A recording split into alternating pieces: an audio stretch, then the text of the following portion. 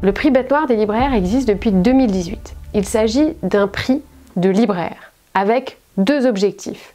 Mettre en valeur les recommandations des libraires et ensuite faire un focus sur une sélection très resserrée de titres pour vous aider à vous repérer dans vos immenses piles de livres à lire.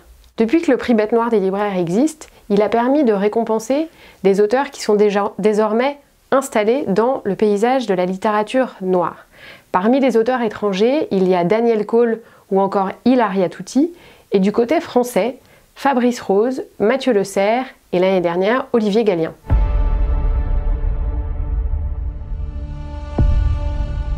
Le lauréat du prix Bête Noire des libraires est déterminé par un vote démocratique. Concrètement, que se passe-t-il? Nous envoyons aux libraires membres du jury une sélection de 4 titres parus entre les mois de janvier et juin. Ils prennent le temps de les lire et ils lisent ensuite leur polar préféré. Parmi les membres du jury, on compte 27 libraires, à la fois des librairies indépendantes, mais aussi de grandes enseignes telles que Cultura ou la Fnac.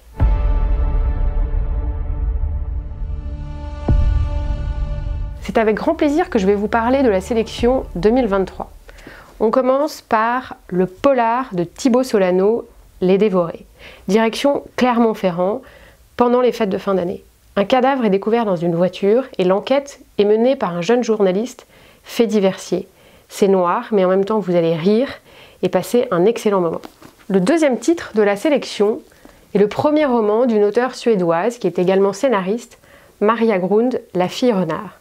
Cette fois-ci, direction la Suède, une petite île isolée où va être découvert le cadavre d'une jeune femme avec emmêlé dans ses cheveux un masque de renard. Dépaysement garanti. Le troisième titre de la sélection est un roman inspiré de faits réels. Il s'agit du premier roman d'un Américain, Kuntos Kunquest, Cette vie-là. Il raconte l'arrivée en détention d'un jeune détenu et sa rencontre avec un détenu plus âgé. Ces deux hommes-là vont parler de leurs douleurs, de leurs espoirs, à travers des battles de rap et de hip-hop au cœur de la prison. C'est donc un mélange de prose, de rap et de poésie. Ne passez pas à côté. Le dernier titre sera, je l'espère, le thriller de votre été. Il s'agit d'un thriller survolté d'une américaine qui s'appelle Danielle Trussoni, le maître des énigmes. Ici, l'enquêteur est très original. Il s'agit d'un verbicruciste, un problémiste, bref, un créateur d'énigmes.